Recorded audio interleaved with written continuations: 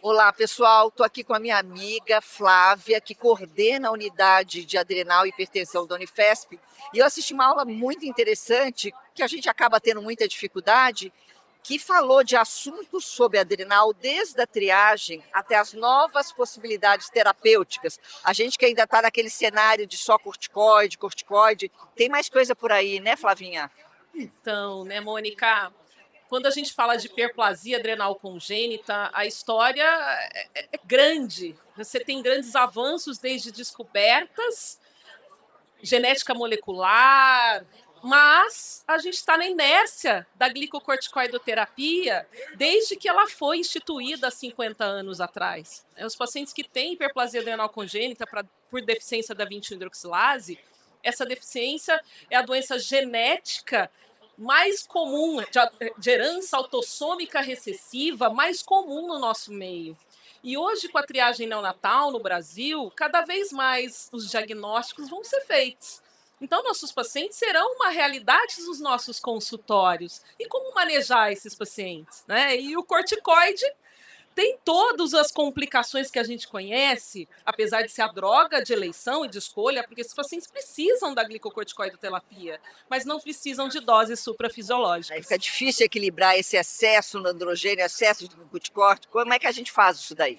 Esse é o grande desafio, porque as drogas atualmente disponíveis, né, as medicações, os tipos de corticoides que a gente tem aqui no Brasil, nenhum deles consegue, e a gente precisa usar doses suprafisiológicas. E esses pacientes têm um risco cardiovascular, até mesmo um risco de mortalidade aumentado em relação à população geral.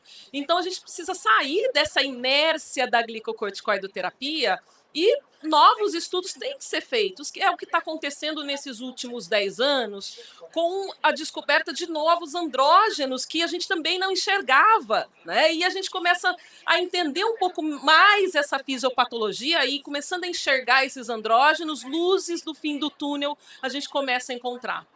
E essas opções terapêuticas, o Brasil tem sido incluído dentro dos estudos clínicos, né? Então, grandes Bacana. centros têm sendo utilizados para essas novas drogas, para que possam ser testadas. Né? Então, os grandes centros, tanto em São Paulo, Paraná, Rio Grande do Sul, Fortaleza, muitos estados estão estudando essas novas drogas. Né? Sim. E, recentemente, foi publicado no New England o antagonista do CRH. Então você começa de lá de cima do eixo, né? Então se você suprime o CRH, você suprime a adrenal. Então você consegue, associando ao glicocorticoide, minimizar a dose dessa medicação, e o estudo que foi publicado mostrou esse sucesso, com uma redução aí de cerca de 17% da dose em relação ao placebo. Medicação oral, né, Ela é Flávia? oral, Tá. usada 2 vezes ao dia. Então, foi um estudo de fase 3, ainda está sendo, Sim. né, tentando as agências americanas, FDA, a aprovação. E esse mesmo estudo foi feito em adultos e crianças. Né? Então, a redução da dose de glicocorticoide, 23%.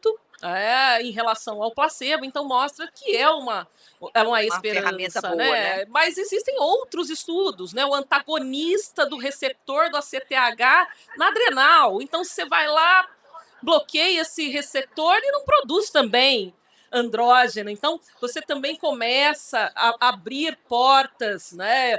Provas de conceito que a gente sai dessa inércia da glicocorticoidoterapia. A terapia gênica se torna uma realidade, já tem estudos de fase 1, fase 2, com pessoas sendo convocadas, recrutadas nos Estados Unidos. Eu acho que assim, a gente está avançando cada vez mais para sair dessa, né, inércia terapêutica, como eu sempre falo, do uso do glicocorticoide.